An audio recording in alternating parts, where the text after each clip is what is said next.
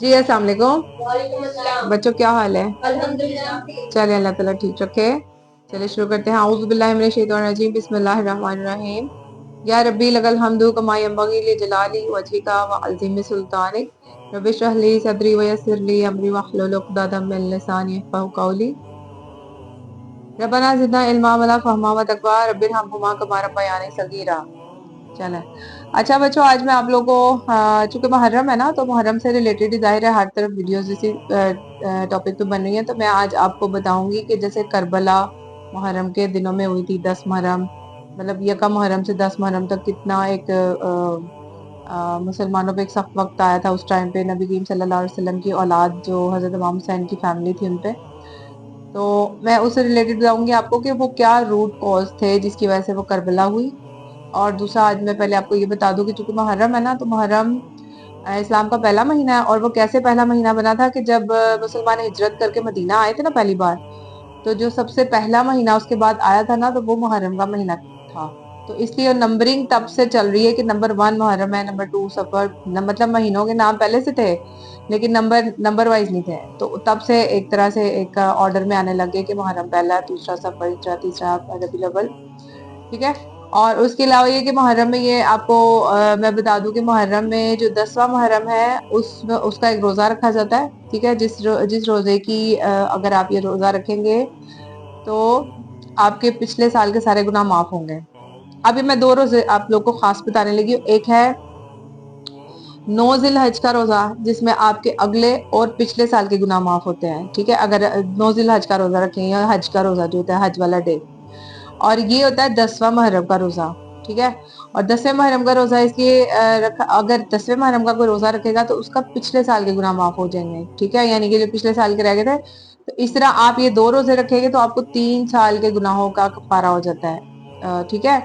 اور دوسرا یہ کہ 9ویں محرم کے ساتھ 10ویں محرم کے ساتھ 9واں بھی رکھا جاتا ہے، سنت ہے یہ۔ اور وہ کیوں رکھا جاتا ہے؟ وہ اس لیے کہ نبی کریم صلی اللہ علیہ وسلم جب مدینہ آئے تھے تو یہودی رکھا کرتے تھے 10ویں محرم کا روزہ، تو آپ صلی اللہ علیہ وسلم نے پوچھا کہ آپ لوگ یہ روزہ کیوں رکھتے ہیں، یہودیوں سے پوچھا، تو انہوں نے کہا کہ حضرت موسیٰ علیہ السلام نے جب ہم لوگ کی قوم فرعون سے نجات ہمیں ملی تھی نا، تب کا دور میں نے آپ کو سنائی ہوئی نا حضرت موسیٰ کی سٹوری، تو وہ کہتے ہیں کہ جب ہم لوگ کو فرعون سے جس دن نجات ملی تھی وہ یہی دن تھا، اس لیے ہم لوگ سمجھو ایک خوشی کے طور پہ یہ مناتے ہیں۔ تو آپ صلی اللہ علیہ وسلم نے کہا کہ چونکہ حضرت موسیٰ تو میں بھی ایک نبی ہوں اور وہ میرے بھائی ہیں ایک طرح سے، تو میری اور میری امت کا زیادہ حق ہے کہ ہم یہ روزہ رکھیں۔ تو آپ صلی اللہ علیہ وسلم نے کہا کہ بس مشابہت نہیں ہونی چاہیے یہودیوں سے کہ ہم اگر وہ 10واں رکھتے ہیں تو ہم بھی 10واں رکھ رہے ہیں، تو اس لیے ہم نے اس کو ڈفرینشیٹ کرنے کے لیے اس کے ساتھ 10ویں کے ساتھ 9واں بھی ملا دینا روزہ، یعنی محرموں میں 9واں 10واں محرم رکھا جاتا ہے روزہ،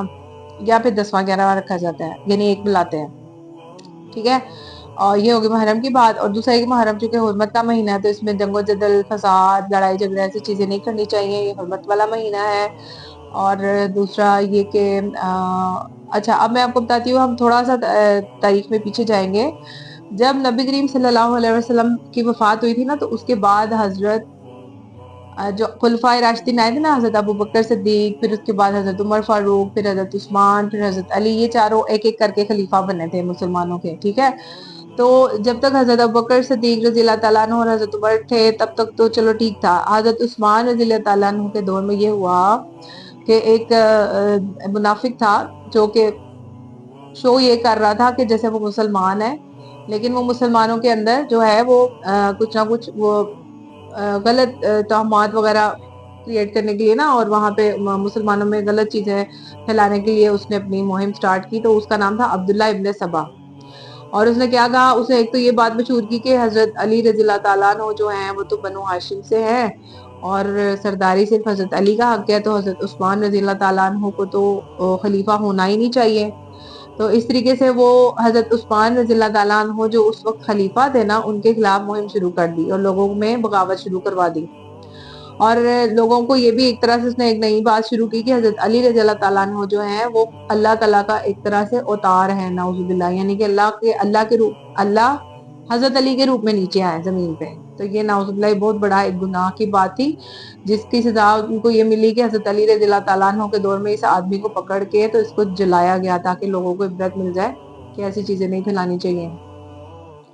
لیکن پھر بھی آج کل بہت سارے لوگوں میں یہ شرکیہ چیزیں ایڈ ہو گئی ہیں. اللہ تعالیٰ ہم سب کو بچا کے رکھے. اچھا اب میں آپ کو بتا رہی تھی کہ جو وہ والا دور تھا نا اس میں بنو امیہ اور بنو ہاشم جو دو خاندان تھے نا ان میں ویسے بھی تھوڑے اختلافات رہتے تھے. جیسے ہوتا ہے نا کہ دو سیاسی پارٹیوں میں اختلافات ہوتے ہیں, ویسے ہی اس ٹائم پہ سمجھے دو قبائل تھے ان میں اختلافات تھے.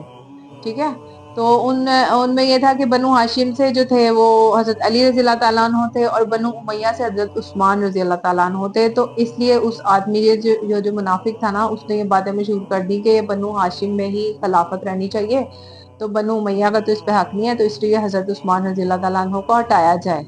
اور اس طریقے سے فتنہ فساد کر کے حضرت عثمان کو شہید کر دیا گیا. اس کے بعد یہ اس کے علاوہ یہ تھا کہ نبی کریم صلی اللہ علیہ وسلم نے ویسے بھی پیشن گوئی کی تھی کہ میرے بعد یعنی جب میں اللہ کے پاس جب دنیا سے پردہ آپ صلی اللہ علیہ وسلم کا ہو گیا نا, تو آپ صلی اللہ علیہ وسلم نے پیشن گوئی کی تھی کہ میرے بعد 30 سال تک صرف خلافت رہے گی, یعنی اسلامک طریقے سے بیعت کے ساتھ اور میرٹ پہ سارے مطلب خلفاء چنا کریں گے, لیکن اس کے بعد ملوکیت شروع ہو جائے گی. ملوکیت کیا ہوتا ہے کہ جیسے ایک بندے کے پاس کرسی ہے, ایک پاور ہے, تو وہ پھر اس کے بعد اپنے بیٹے کو بٹھا دیتا ہے, پھر اس کے بعد اپنے بیٹے کو بٹھا دیتا ہے, چاہے وہ جتنا بھی نالائق ہو. تو اس طریقے سے پھر ایک دور آیا کہ جب یہ 30 سال گزر گئے نا, تو اس کے بعد ایک اور صحابی تھے حضرت امیر معاویہ رضی اللہ تعالیٰ عنہ, اور یہ نبی کریم صلی اللہ علیہ وسلم کی ایک وائف تھی, ان کے بھائی بھی تھے, اور ان کے پاس ایک طرح سے پاور تھی, یہ بھی بنو امیہ سے تھے. تو انہوں نے پاور کے زور پہ حکومت لے لی, اور اس طریقے سے ان کا دور حکومت شروع ہوا, اور ان کا 20 سال تک چلا دور. اور ان کا دور ٹھیک ٹھاک تھا, کوئی اتنی ٹینشن والے کوئی اتنے معاملات ایسے نہیں زیادہ تھے. لیکن دیکھیں کہ پچھلے کچھ سالوں میں اتنے سارے مسلمانوں کی ڈیتھ ہوئی ہے, 1 لاکھ سے زیادہ مسلمانوں کی ڈیتھ ہوئی ہے 5 سالوں میں. اور یہ نہ ہو کہ جب آپ خدا نہ سے جب آپ اس دنیا سے جائیں تو بعد میں پھر خلافت پہ لوگ یا ملوکیت کے لیے لوگ جو ہے نا حکومت حاصل کرنے کے لیے لڑنے لگ جائیں, تو آپ اپنا کوئی نہ کوئی نامزد کر کے جائیں اپنے جانشین. تو پہلے تو وہ نہیں مانے, لیکن پھر حضرت مغیرہ ابن شیبہ نے ان کو تھوڑا انسسٹ کیا, ان کو تھوڑا سا کنونس کیا, تو وہ انہوں نے کہا کہ ٹھیک ہے, انہوں نے اپنے بیٹے کو نامزد کر دیا یزید کو. ٹھیک ہے, یزید ابن معاویہ کو. اب یزید انہوں نے کہا کہ آپ یزید سے کہا کہ آپ مختلف علاقوں میں گورنروں سے کہہ دیں کہ آپ کے لیے بیعت لے لیں گورنر سارے مسلمانوں سے. تو بہت سارے مسلمانوں نے بیعت کر بھی لی کہ ٹھیک ہے چلو حضرت امیر معاویہ کے بعد یزید جو ہے وہ تخت نشین ہو جائیں, کوئی بات نہیں. لیکن جو 5 اسلام کی بڑی شخصیات تھی نا, انہوں نے انکار کر دیا. انہوں نے کہا کہ ہم اس بیعت میں حصہ نہیں لیں گے, اور ان کا ماننا بھی زیادہ ضروری تھا, کیونکہ پھر اس طریقے سے اگر یہ نہ مانتے تو مسلمان بیک آف کر سکتے تھے. اس لیے انہوں نے سوچا کہ اتنی بڑی بڑی شخصیات کا کرنا بڑا ضروری ہے بیعت. تو وہ ان میں جو شخصیات تھی ان کا کیا نام تھا, ان میں 3 تو تھے عبداللہ نام کے, عبداللہ ابن عمر حضرت عمر کے بیٹے, عبداللہ ابن زبیر حضرت زبیر کے بیٹے, عبداللہ ابن عباس, چوتھے تھے عبد الرحمن بن ابی بکر اور حضرت ابو بکر کے جو بیٹے تھے, اور 5ویں جو تھے حضرت امام حسین رضی اللہ تعالیٰ عنہ تھے. ٹھیک ہے, یہ 5 شخصیات بڑی امپورٹنٹ اسلام کی تھیں, پرومیننٹ, اور انہوں نے کہا ہم اس کے خلاف جہاد کریں گے, کیونکہ یہ کیسر و کسرا کا طریقہ ہے کہ آپ اپنے بیٹے کو وہ جو اس قابل ہو یا نہ ہو آپ اس کو تخت دیتے جائیں. تو ہم لوگ میرٹ پہ فیصلہ کریں گے, تو ہم لوگ بیعت اس پہ نہیں کریں گے, اب اس کے خلاف جہاد کریں گے. لیکن ان 5 میں بھی ایک یہ ہوا کہ جب حضرت امیر معاویہ کا جب دور تھا نا, تو اس دور کے اندر یزید جو تھے انہوں نے 10 سال ولی عہد کے عہدے پہ بھی رہ کے ایک طرح سے کام کیا. ٹھیک ہے, اور اس میں بھی یہ تھا کہ ان 10 سالوں کے بعد جب حضرت امیر معاویہ کی بھی ڈیتھ ہو گئی نا, تو یزید اب جب خود جانشین وہ تخت پہ بیٹھنا چاہ رہا تھا, تو اس نے پھر یہ جب یزید تخت پہ بیٹھنا چاہ رہا تھا, تو اس نے پھر کہا کہ اب تو ان سب کا بیعت کرنا بڑا ضروری ہے, خاص طور پہ ان شخصیات کا بھی. تو اس لیے انہوں نے جو ہے نا دوبارہ سے بیعت کروانی شروع کی. تو ان 5 شخصیات میں سے ایک کی ڈیتھ ہو چکی تھی, اور وہ نام تھا عبد الرحمن بن ابی بکر. اور جو باقی جو 4 شخصیات تھیں ان میں سے 2 لوگ جو تھے انہوں نے کہا کہ بہت بڑی بات ہے, یعنی کہ یہ جو کیسر و کسرا کا طریقہ اختیار کر رہے ہیں, لیکن اس کی وجہ سے ہم خون خرابہ اور ایسی چیزوں کو نہیں چاہتے کہ کوئی فساد وغیرہ ہو جائے. تو پھر انہوں نے ایک طرح سے جسے کہتے ہیں نا ایک طرح سے کمپرومائز کرنے کا سوچا. ان میں تھے حضرت عبداللہ ابن عمر اور حضرت عبداللہ ابن عباس. انہوں نے کہا کہ چلے ہم کمپرومائز کر لیں. لیکن جو دوسرے 2 تھے نا, حضرت امام حسین رضی اللہ تعالیٰ عنہ اور حضرت عبداللہ ابن زبیر, انہوں نے کہا نہیں ہم اس کے خلاف جہاد کریں گے اور یہ طریقہ رائج نہیں ہونے دیں گے، ملوکیت کا خلافت پراپر چلنی چاہیے کہ بیعت ان لوگوں کی جائے جو اس قابل ہوں گے، ٹھیک ہے۔ تو یہ نہیں ہوگا کہ خاندان میں ایک بیٹا پھر دوسرا بیٹا پھر تیسرا بیٹا کرسی پہ بیٹھتا جائے، جو آج کل کے دور میں مسلم ملکوں میں ہوتا ہے، ٹھیک ہے۔ اور پھر یہ ہوا کہ حضرت امام حسین رضی اللہ تعالیٰ عنہ اور حضرت عبداللہ ابن زبیر نے سوچا کہ ہم مکہ کو مرکز بنا کے تو یہاں پہ اپنی حکومت قائم کرتے ہیں اور اسلامی حکومت کی وہ والی بنیاد ڈالتے ہیں جو نبی کریم صلی اللہ علیہ وآلہ وسلم کے دور میں تھی۔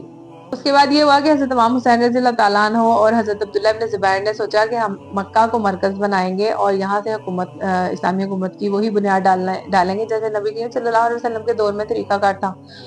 تو لیکن اس دوران جو ہے نا کوفہ کا ایک شہر تھا، وہاں سے حضرت امام حسین کو اتنے خط آئے، کیونکہ کوفہ میں حضرت امام حسین کے جو والد تھے نا حضرت علی رضی اللہ تعالیٰ عنہ، وہ وہاں پہ گورنر ہے کافی عرصے تک، اور وہاں پہ ان کو خوارج نے شہید بھی کر دیا تھا۔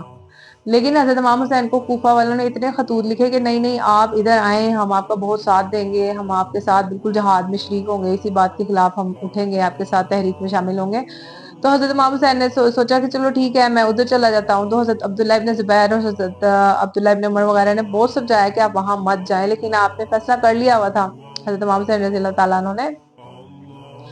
انہوں نے اپنا سفیر بنا کے مسلم بن عقیل رضی اللہ تعالیٰ عنہ کو وہاں بھیجا کوفہ میں۔ تو ایک دم سے 12,000 کے قریب لوگوں نے ایک دم سے ان کی بیعت کر لی، انہوں نے کہا ٹھیک ہے ہم آپ کے ساتھ ہیں۔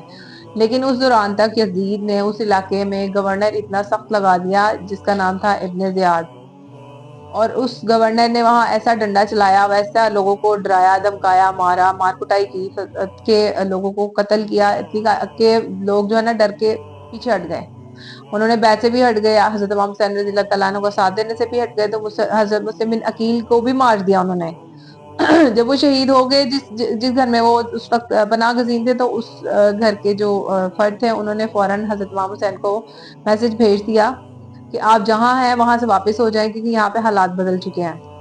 حضرت امام حسین رضی اللہ تعالیٰ نے واپس جانے کا سوچا، ارادہ کیا، کیونکہ وہ فیملی کے ساتھ نکلے تھے نا، تو وہ تو صرف سمپل سفر کے لیے نکلے تھے، وہ کہیں جنگ پہ کربلا کی جنگ کے لیے نہیں نکلے تھے، وہ کربلا کی جنگ کے لیے تو بالکل بھی نہیں نکلے تھے، وہ تو اپنی فیملی کو لے کے سفر پہ نکلے ہوئے تھے، کوفہ جانے کی تیاری میں تھے۔ تو اس لیے ان کے ساتھ ان کے بچے بھی تھے، ان کی فیملی بھی تھی، ان کے پاس وہ خطوط بھی تھے جو کوفہ والوں نے لکھے ہوئے تھے کہ بھئی ہم آپ کا ساتھ دیں گے، لیکن وہ سب بیک آف کر چکے تھے۔ تو جب حضرت امام حسین رضی اللہ تعالیٰ عنہ واپس مکہ جانے کے لیے انہوں نے سوچا، تو حضرت مسلم بن عقیل کے جو بیٹے تھے نا، انہوں نے کہا نہیں میں تو بدلہ لے کے جاؤں گا اپنے باپ کا، انہوں نے میرے باپ کو شہید کر دیا۔ تو حضرت مسلم بن عقیل تو پھر حضرت امام حسین نے سوچا کہ دیکھیں انہوں نے مطلب حضرت مسلم بن عقیل میرے کام سے گئے تھے، تو وہ ان کو شہید کر دیا گیا، تو ان کا بدلہ لینا چاہیے۔ اس لیے وہ آگے چلتے گئے اپنے فیملی کو لے کے، ٹھیک ہے۔ اور جب وہ کربلا کے مقام پر پہنچے نا، تو وہاں پہ اب جو ابن زیاد تھا اس نے لشکر بھیج دیا۔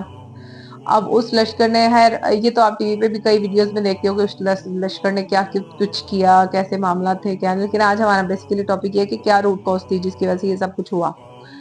تو اس میں پھر یہ تھا کہ ابن زیاد نے جب لشکر بھیجا تو اس میں سب سے پہلے جو سپہ سالار آئے تھے وہ حضرت حر رضی اللہ تعالیٰ عنہ تھے۔ حضرت حر کو بڑی جلدی احساس ہو گیا کہ میں باطل کی سائڈ پہ کھڑا ہوں، میں مسلمان بھائیوں کو اپنے شہید نہیں کر سکتا، تو اس لیے انہوں نے فیصلہ کیا کہ میں اس گروپ کو چھوڑ کے حضرت امام حسین رضی اللہ تعالیٰ عنہ کے گروپ میں شامل ہو جاتا ہوں، ٹھیک ہے۔ اس لیے وہ وہاں پہ چلے گئے اور وہیں سے شہید ہو گئے لڑکے حضرت حر رضی اللہ تعالیٰ عنہ۔ اس کے بعد انہوں نے ایک اور ابن زیاد نے جس کو پھر گورنر سپہ سالار بنا کر بھیجا نا، ان کا نام تھا عمر ابن سعد۔ اب وہ بھی نبی کریم صلی اللہ علیہ وسلم کے دور کے ایک صحابی، بہت بڑے صحابی کے بیٹے تھے، سعد بن ابی وقاص کے۔ تو انہوں نے بھی نرمی برتی، انہوں نے کہا حضرت امام حسین سے کہ آپ نہ مکہ جائیں، نہ مدینہ جائیں، نہ ہی کوفہ جائیں، آپ ایک کام کریں، آپ سیدھا یزید کے پاس چلے جائیں اور ان سے اپنے معاملات طے کر لیں۔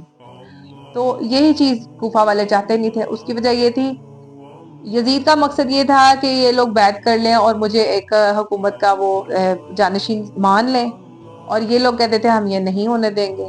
اور کوفہ والے یہ چاہتے تھے کہ ہمارے جو خطوط ان کے پاس ایز اے پروف تھے نا کہ ہم نے خط لکھے تھے، تو یزید کے ہاتھ اگر یہ پروف لگ گیا تو یزید تو ہم سب کو مار دے گا۔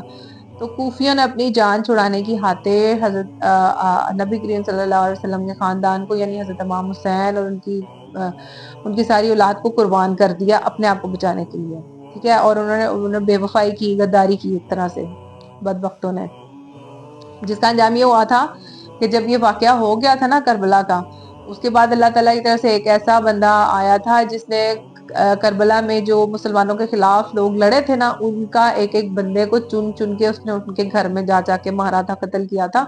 ان کا نام تھا مختار سکتی. تو اللہ تعالیٰ نے اس بندے سے بھی بڑا کام لیا تھا. بعد میں کبھی آپ کو یہ مووی دکھاؤں گی، اس میں انہوں نے کربلا کے ہر بندے کو پکڑ پکڑ کے مارا تھا، ٹھیک ہے، جس بندے نے مسلمانوں کے حضرت امام صاحب کے لشکر کے خلاف سب کچھ کیا تھا. اب اس میں پھر یہ تھا کہ جب وہ جب یہ بھی چلے گئے نا حضرت عمر ابن سعد بھی، تو پھر تیسری بار اس نے بھیجا شمر کو. تو شمر بڑا ظالم تھا، ابن زیاد نے شمر کو بھیج دیا تھا. اس کے بعد باقاعدہ جنگ شروع ہوئی اور سارے معاملات ہوئے اور حضرت امام حسین کی فیملی کو اس طرح سے شہید کر دیا گیا، ان کے خیموں کو جلا دیا گیا. اور جلایا اس لیے گیا تھا زیادہ تاکہ ان کے خطوط جو تھے وہ سارے جل جائیں اور وہ یزید کے ہاتھ نہ لگے اور یہ لوگ ان لوگوں کی جان بچ جائے، کوفہ والوں کی. تو بیسیکلی یہ ریزن تھا. اور میں آخر میں آپ کو بس یہ بتاؤں گی کہ یہ سارا واقعہ صرف اللہ کی طرف سے ہونا لکھا تھا، اس کی پیشن گوئی بھی تھی. نبی کریم صلی اللہ علیہ وسلم نے خواب میں بھی یہ چیز دیکھ لی ہوئی تھی. تو جو ہوتا ہے اللہ تعالیٰ کی مرضی سے ہی ہوتا ہے دنیا میں، اس لیے کبھی یہ نہیں کہنا چاہیے اگر ایسے نہ کرتے تو ویسے ہو جاتا، اگر وہ یہاں نہ جاتا تو ویسے ہو جاتا. ایسا یہ شیطان کی بات ہوتی ہے. تو اس لیے یہ ہے کہ یہ چیز اس لیے بھی لکھی تھی کہ دیکھیں حق کا بول بالا تبھی ہوا نا. آج کل یزید کو کون پوچھتا ہے؟ ہمیشہ حضرت امام حسین رضی اللہ تعالیٰ عنہ کو یا ان کی اولاد کو کتنے اچھے الفاظ میں یاد کیا جاتا ہے اور ان کی یہ دعائیں بھی کی جاتی ہیں، نوحے پڑے جاتے ہیں ان کے شان میں. تو یہ ہے کہ بس اللہ تعالیٰ ہم لوگوں کو بھی جو ہے شہداء اور صادقین اور انبیاء کے ساتھ ہمارا حشر کرے.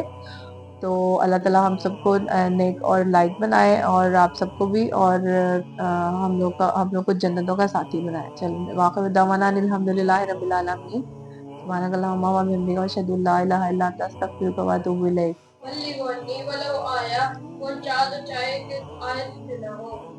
Like it and subscribe.